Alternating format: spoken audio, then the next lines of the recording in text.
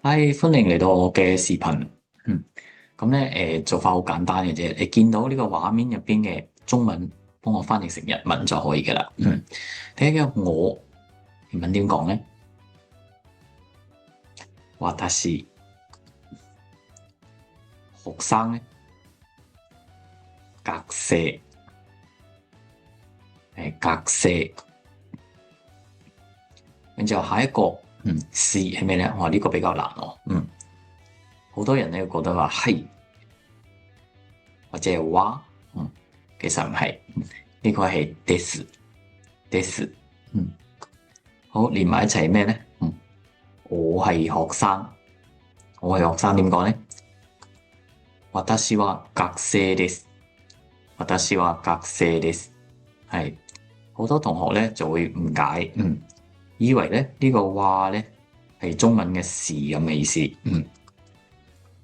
其實唔係嘅，是咧咁後邊呢個です先啱嘅，咁呢個話係咩嚟嘅咧？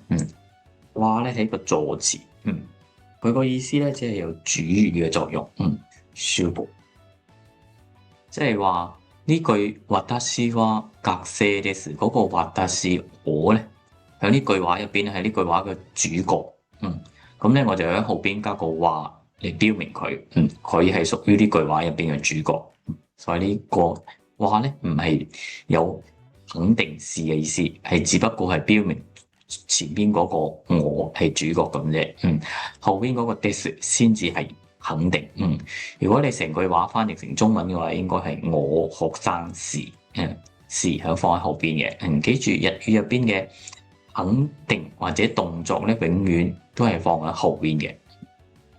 好，下一個我，私，不是，係啦，正話我哋です係是，咁不是係咩咧？就係ではありません，ではありません。咁呢個地方咧都係一樣嘅，係用翻呢個哇呢個發音嘅，ではありません，但係有啲書本咧會發成咧じゃありません，係じゃありません都有，或者咧簡體我哋話じゃない都可以嘅，不過我哋依家習慣用呢個禮貌嘅表達方式，變ではありません，我係個日本人，日本人。我不是日本人，點講咧？我係私は日本人ではありません。私は日本人ではありません。好，繼續下一個啦噃，又係我，私。公司職員係公司職員點講咧？會社員。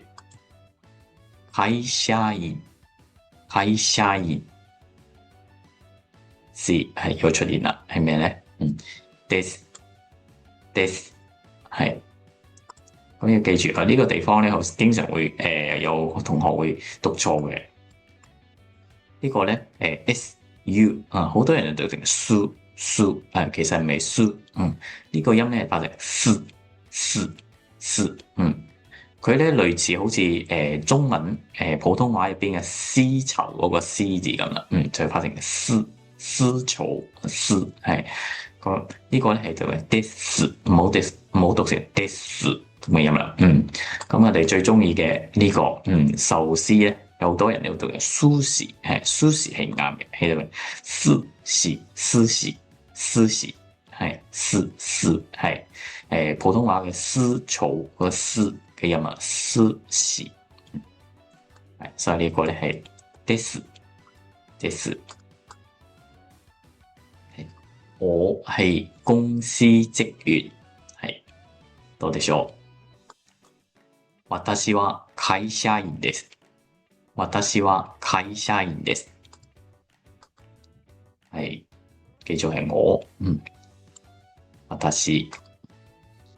老師老師係咩咧？先生係先生係咁有啲同學咧會經常咧將呢個咧都讀成呢個五音，變成先生，係先生係啱嘅哦。呢個咧係讀嘅先生，係先生哦。個五音有呢度，呢個咧係個二音嚟嘅，先生，係不是，ではありません。我不是老師，我不是老師要點講咧？私は先生ではありません。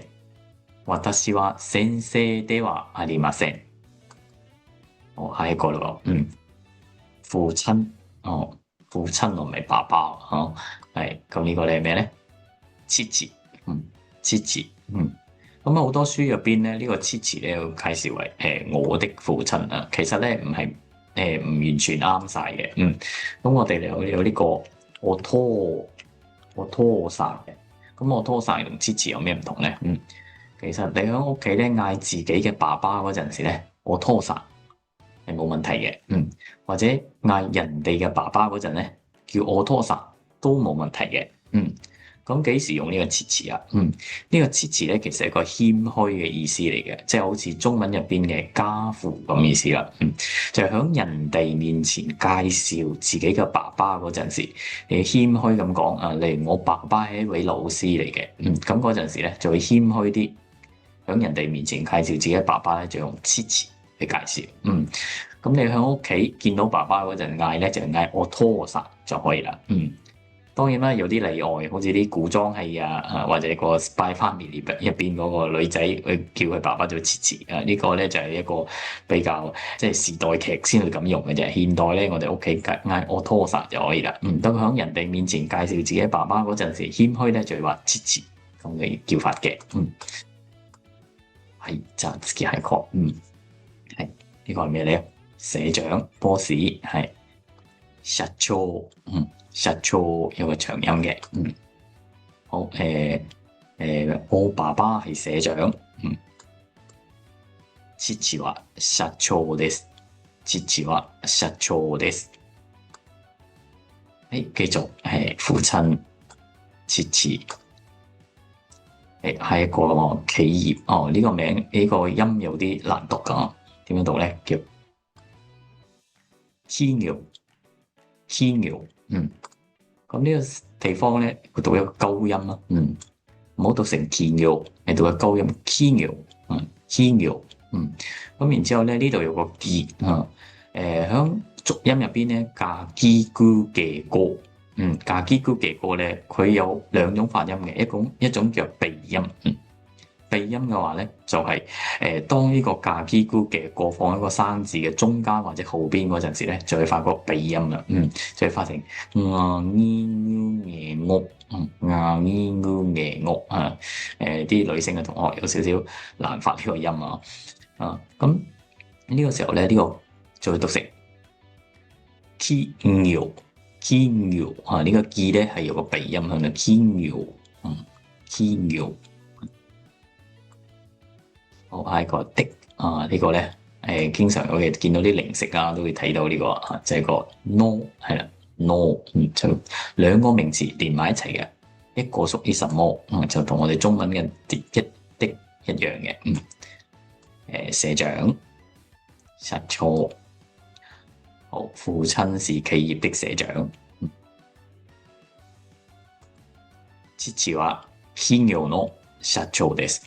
父は企業の社長です。咁呢個社長咧係屬於呢個企業入邊嘅，咁咧就會加個 no，佢係企業的社長，企業の社長です。好，繼續父親，父，大學，大學係啦，正話我講過，加基咕嘅個放喺中間咧，加個鼻音嘅，所以呢個係讀成大學，就唔好讀成大學啦。大學咧都唔係話得，只不過聽起嚟有啲生硬，係讀嘅大學係一個鼻音嘅。好的 ，no 老師，先生，不是。ではありません。父親不是大學的老師。父は大學の先生ではありません。父は大學の先生ではありません。好，下一個，父親是企業的社長。父は企業の社長です。父は企業の社長です。不是大學的老師。將個不是放喺後邊啦，係咪？咁我哋從大學開始。大學の先生ではありません。大學の先生ではありません。我係個你。你係咩咧？あなた。あなた。老師。先生。先生。係嗎？是嗎？呢個點讀咧？ですか？ですか？咁後邊呢個か咧就表示疑問嘅意思啦。咁加咗個か之後咧，後邊咧就唔需要加問號嘅。好，連埋佢。你是老師嗎？あなたは先生ですか？あなたは先生ですか？我不是老師。私は先生ではありません。私は先生ではありません。